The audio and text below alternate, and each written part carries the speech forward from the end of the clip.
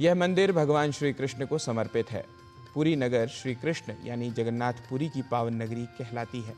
वैष्णव संप्रदाय का यह मंदिर हिंदुओं की चार धाम यात्रा में गिना जाता है। श्री जगन्नाथ मंदिर का मुख्य मंदिर वक्र रेखीय आकार का है।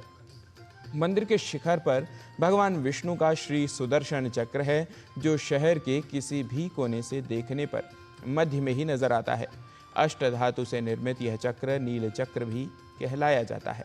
श्री जगन्नाथ यहाँ अपने बड़े भाई बलभद्र और बहन सुभद्रा के साथ विराजते हैं। तीनों ही देव प्रतिमाएं काष्ठ की बनी हुई हैं। आइए जान लेते हैं इसी सब विषय पर आधारित यह रिपोर्ट।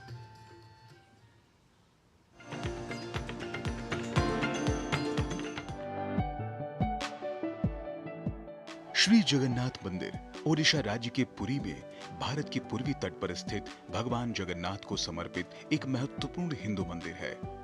इसके अलावा यह एक लोकप्रिय पर्यटन स्थल और तीर्थ स्थल है, जहां लाखों की संख्या में श्रद्धालु दर्शन करने आते हैं। जगन्नाथ शब्द का अर्थ होता है संसार या जगत के स्वामी। इसी कारण इस नगर को जगन्नाथपुरी या पुरी कहा जाता है। यह मंदिर वैष्णव संप्रदाय का मंदिर है, जो भगवान विष्णु के अवतार श्री कृष्ण को समर्पित है। भारत के चार धामों में से एक है जगन्नाथपुरी। कहते हैं कि यहाँ तीनों धाम जाने के बाद अंत में आना चाहिए।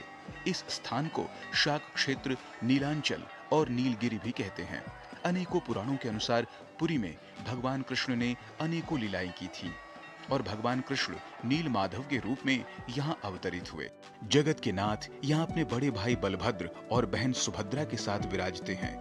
तीनों ही देव प्रतिमाएं काष्ठ की बनी हुई हैं। हर 12 वर्ष बाद इन मूर्तियों को बदले जाने का विधान है। पवित्र वृक्ष की लकड़ियों से पुनः मूर्तियों की प्रतिकृति बनाकर फिर से उन्हें एक बड़े आयोजन के साथ प्रतिष्ठित किया जाता है।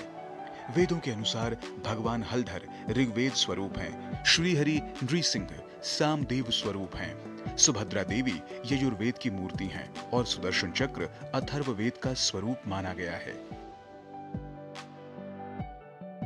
यहाँ श्रीहरि दारुमय रूप में विराजमान है। मंदिर के गर्भगृह में प्रभु जगन्नाथ, बलभद्र और सुभद्रा की मूर्तियां एक रत्न मंडित पाषाण चबूतरे पर गर्भगृह में स्थापित हैं। चारों प्रवेश द्वारों पर हनुमान जी विराजमान हैं, जो कि श्री जगन्नाथ जी के मंदिर की सदैव रक्षा करते हैं। शास्त्रों के अनुसार विश्वकर्मा बूढ़े बढ़ई के रूप में जब मूर्ति बना रहे थे, तब राजा इंद्रद्युम्न के सामने शर्त रखी कि वे द्वार बंद करके मूर्ति बनाएंगे और जब तक मूर्तियां बन नहीं जाती तब तक अंदर कोई प्रवेश नहीं करेगा। यदि द्वार पहले खुल गया तो वे मूर्ति बनाना छोड़ देंगे। बंद दरवाजे के अंदर मूर्ति निर्माण का काम हो रहा है या नहीं, यह जानने के लिए राजा नित्य प्रति दरवाजे के बाहर खड़े होकर मूर्ति बनाने की आवाज सुनते थे। एक दिन राजा को अंदर से कोई आवाज सुनाई नहीं दी।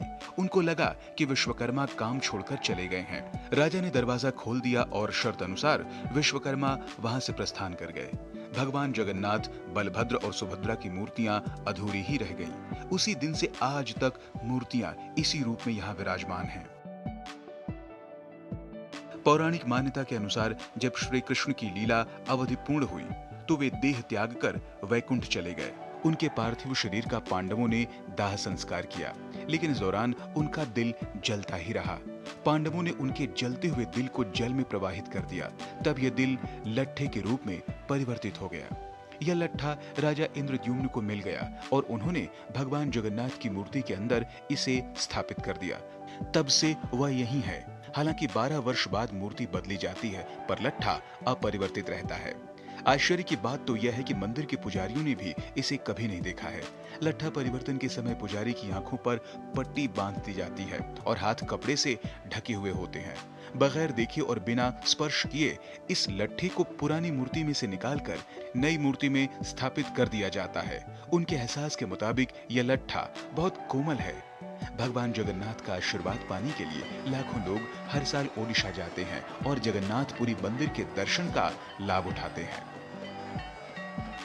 जगन्नाथ मंदिर में दर्शन करने के लिए कोई प्रवेश शुल्क नहीं लगता है। जगन्नाथपुरी मंदिर सुबह 5 बजे से रात के 12 बजे तक खुला रहता है। आप किसी भी वक्त दर्शन करने के लिए जा सकते हैं।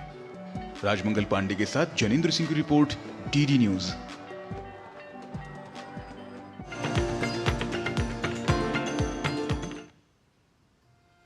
नीलाचल निवासाय नित्याय